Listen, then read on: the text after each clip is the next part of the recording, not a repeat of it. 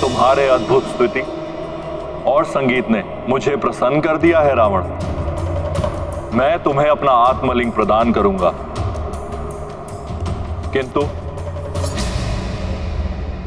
ऐसी किसी भी पवित्र वस्तु को ले जाने के लिए उस भक्त को उस वस्तु के प्रति अपनी पूर्ण श्रद्धा एवं निष्ठा का प्रमाण देना होता है।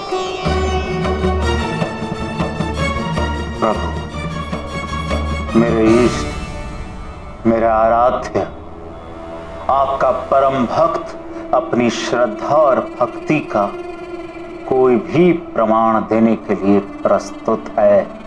तो सुनो रावण, लंका पहुंचने से पूर्व मार्ग में कहीं भी तुम आत्मलिंग को पृथ्वी या किसी अन्य स्थान पर नहीं रखोगे और दक्षिण समुद्र तक पहुंचने से पूर्व तुम पुष्पक विमान का प्रयोग भी नहीं करोगे। प्रभु, आपके श्रेष्ठतम भक्त रावण की भुजाओं में इतना बल है कि आपके पवित्र आत्मलिंग को मैं लंका तो क्या, समस्त ब्रह्मांड में अपनी भुजाओं में लेकर भ्रमण कर सकता हूं। अब लंका तक आपका पवित्र आत्मलिंग मेरी भुजाओं में आरूढ़ होकर जाएगा।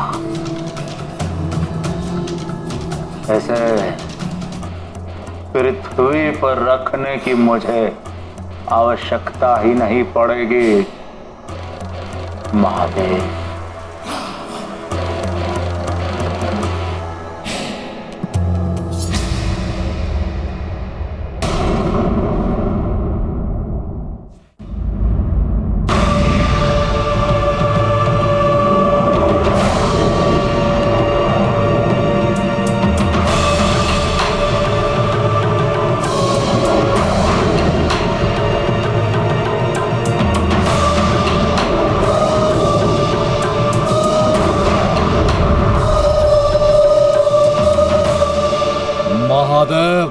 आपके कथनानुसार ही अब आपका ये भक्त रावण आपके आत्मलिंग को बिना भूमि पर रखे ही उसे लेकर लंका पहुंचेगा। स्मरण रहे रावण, यदि लंका पहुंचने से पूर्व मार्ग में तुमने कहीं भी लिंग को पृथ्वी पर रख दिया तो यह वहीं स्थित हो जाएगा और फिर तुम्हें रिक्त हाथ ही लंका लौटना पड़ेगा।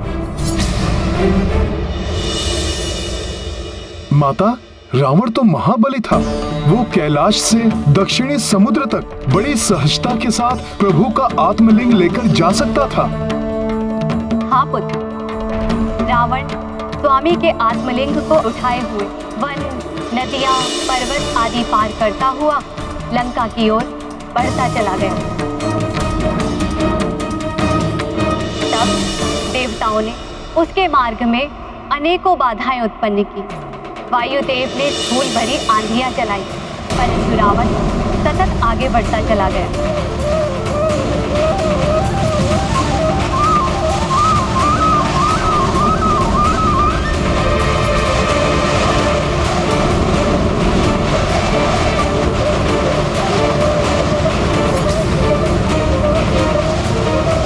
ओम नमः शिवाय।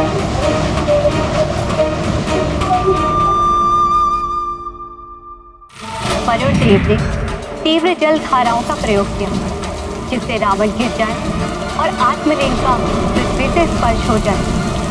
परंतु तीव्र जल धाराएं भी रावण के मार्ग को अवरुद्ध नहीं कर सकी। सूर्यदेव ने अपना ताप बढ़ाया और अग्निदेव ने रावण के पंख के नीचे की शिलाओं को इतना अधिक तपाया कि वे कोयला बन गई।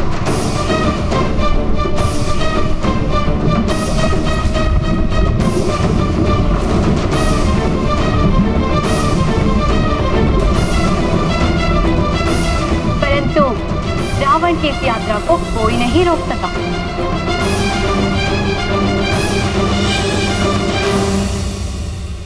तो क्या ऐसा कोई भी नहीं था माता, जो रावण को लंका जाने से रोक सके? शक्ति असफल हो जाए तो युक्ति से कार्य करना चाहिए।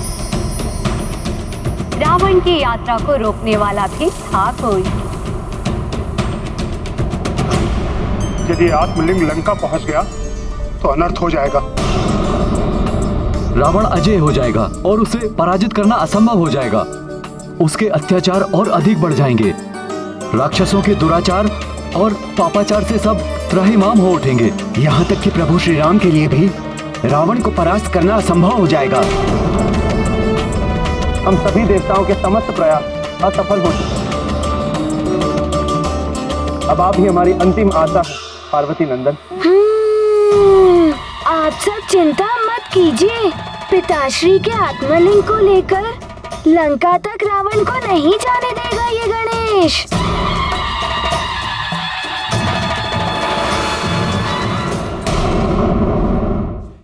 प्रणाम देवगणों। आप सब चिंतित ना हो।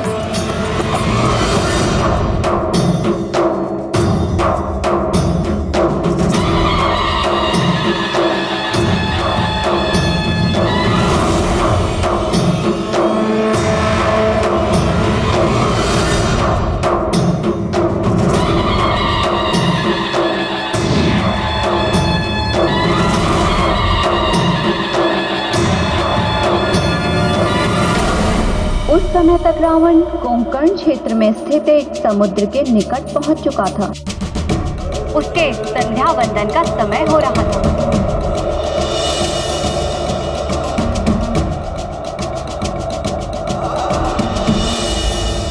लंकेश, यदि भक्ति भावना के साथ पिताश्री के आत्मलिंग को ले जाते तो मैं कदापि न रोकता, किंतु अजय होकर संसार को प्रताड़ित करने की भावना से पिताश्री के आत्मलिंग को ले जा रहे हो, जो अनुचित है।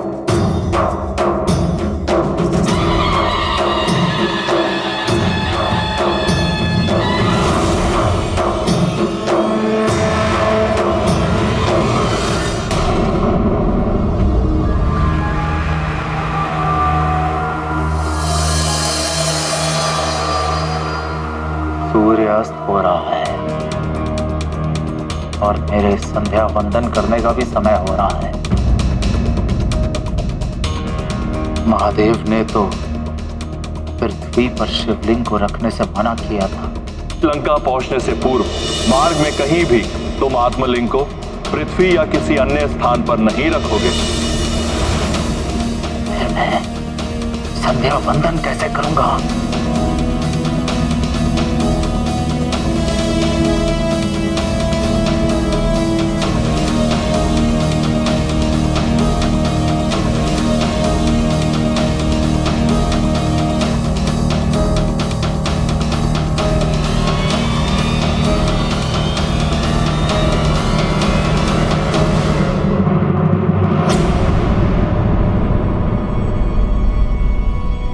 प्रतीत हो रहा है कि कोई है।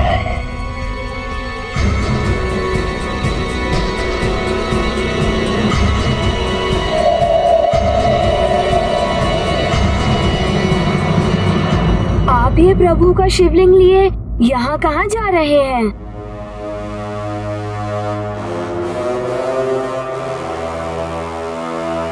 मैं कहीं भी जाऊं उससे तुम्हें क्या?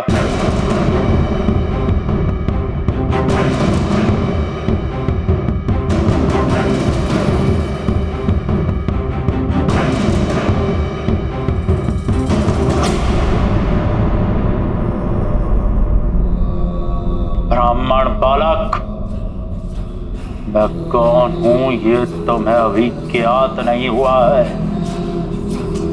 उचित होगा कि तुम मेरा पीछा करना बंद कर दो, अन्यथा तुम संकट में पड़ जाओगे।